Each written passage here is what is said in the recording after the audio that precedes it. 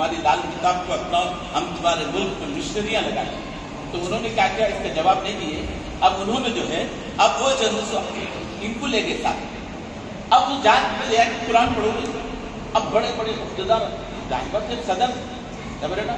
اب وہ زمانہ خروشی کا زمانہ تھا، تو وہ زمانہ اور بڑے بڑے لیڈر، بڑے بڑے جو گزرا بیٹھے ہوئے ہیں، کہتے ہیں کہ 20-25 عہدیدار.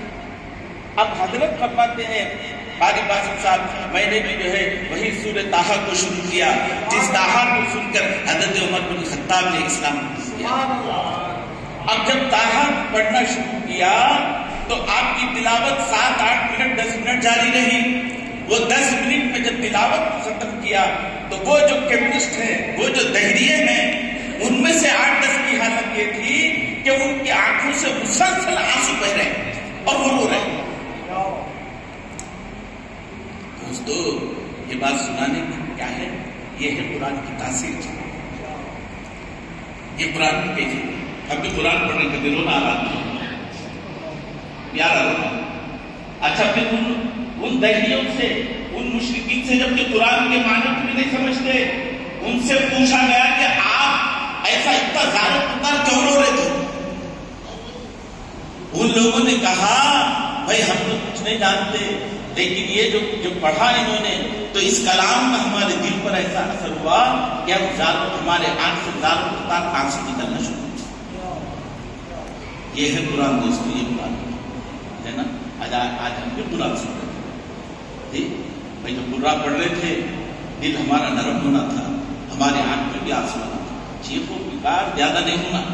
ہاں کبھی عالم کی حوصلہ افزائی کے لیے اچھا پڑھے اس وقت میں داد دینا. اب یہاں تو ذرا بلا وجہ بھی داد دے دیتے ہر وقت چیخو پکار، ایسا نہیں. سمجھے نا، یقین مانو قرآن اثر رکھتا ہے. جب نجاشی جو حبشہ کے بادشاہ تھے، مسلمانوں کو جب اتنا تنگ کرے ستائے نا، تو قافلہ گیا 72 افراد کا. اب تلملا اٹھا ابو جہل سرداران قریش. حضرت عمر بن عاص بھی اسلام قبول نہیں کرے تھے، مگر نہ حضرت عمر بن عاص کو حضور نے فرمایا یہ جو ہے سو نہایت کی 4 آدمیوں کے تعلق سے فرمایا. ان میں سے ایک عمر بن عاص ہے جو نہایت کی فریض، نہایت کی ذہین سیاست ہے. ان کو جو بھیجی. اب وہ جا کے بات تو اسے تباہ میں پیش کر کے جیسا بادشاہوں کا دستور ہے. اب پہلے لگے کہ ہمارے کچھ لوگ جو ہے بگڑ گئے ہیں، وہ آپ کے پاس آئے، ہم چاہتے ہیں کہ ان کو ہمارے واپس کرو.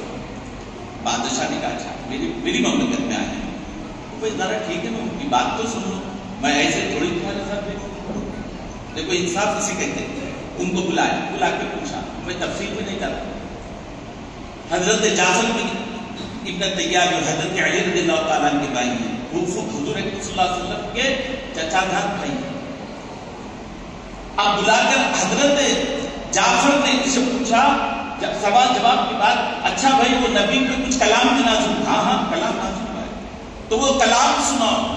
تو حضرت جعفر ابن طیار نے سورہ مریم کو پڑھنا شروع کیا. کاف ہا یا عین صاد. جب سورہ مریم کو پڑھنا شروع کیے تو نجاشی کے آنکھوں سے آنسو بہنے لگے.